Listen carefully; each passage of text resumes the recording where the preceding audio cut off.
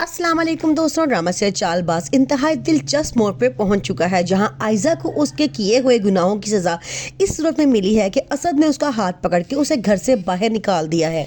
असद जिसने आयजा के ऊपर घर की तमाम जिम्मेदारी डाली थी और उसे कहा था कि घर को बड़ी अच्छे तरीके से चलाना है, लेकिन आयजा ने उसकी तमाम उम्मीदों पे पानी फेर दिया।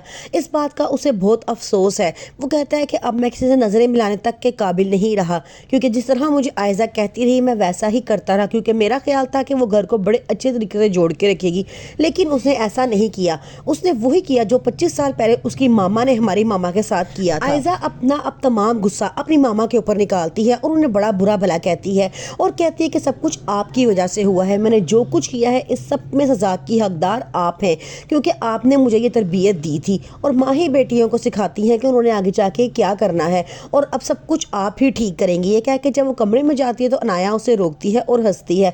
वो अनाया से कहती है कि तुम्हें बड़ा मज़ा आ रहा है मेरी बर्बादी देखने का। तो आगे से अनाया कहती है कि आज काफ़ी अरसे बाद मुझे ठंड मिली है, मुझे बहुत अच्छा लगा है कि दूसरों को बर्बाद करने वाले जब खुद बर्बाद होते हैं तो उन पे क्या बीतती है। रोहान बड़ा परेशान होता है, वो अपने किए पे बहुत शर्मिंदा होता है, क्योंकि वो कहता है कि अनाया मुझे बार बार कहती रही कि शयान ने मुझे तलाक दे दी हुई है, लेकिन मैं उसकी बात पे यकीन नहीं किया। उसको धक्के मार के इस घर से निकाल दिया, यहाँ तक कि अपने होने वाले बच्चे से भी दस्तबरदार हो गया। लेकिन आज मुझे सब कुछ पता चला है कि सब कुछ किया था तो आयजा भाभी का था, वो तो उसे तलाक दे के जा चुका था।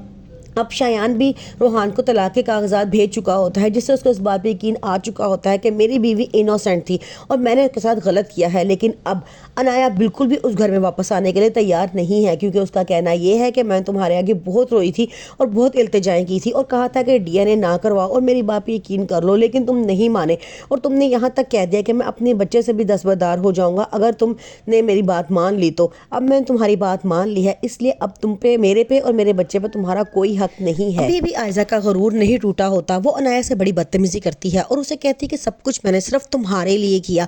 अनाया कहती है कि आपने सब कुछ मेरे लिए नहीं किया, आपको हमेशा से इक़्तिदार हासिल करने की आदत थी, इसलिए मेरी ज़िंदगी का फैसला भी आप खुद करना चाहती थी। हालांकि शयान बहुत अच्छा लड़का था और ये बात आप भी जानती थी, लेकिन जान के आपने मेरी वहाँ से तलाक करवाई और मेरी जान के रोहान से शादी करवाई, और इस सच को आपने ही मुझे मना किया कि मैं रोहान से छुपा के रखूँ, और एंड पे फिर आपने मुझे ही धक्के मार के इस घर से निकलवा दिया।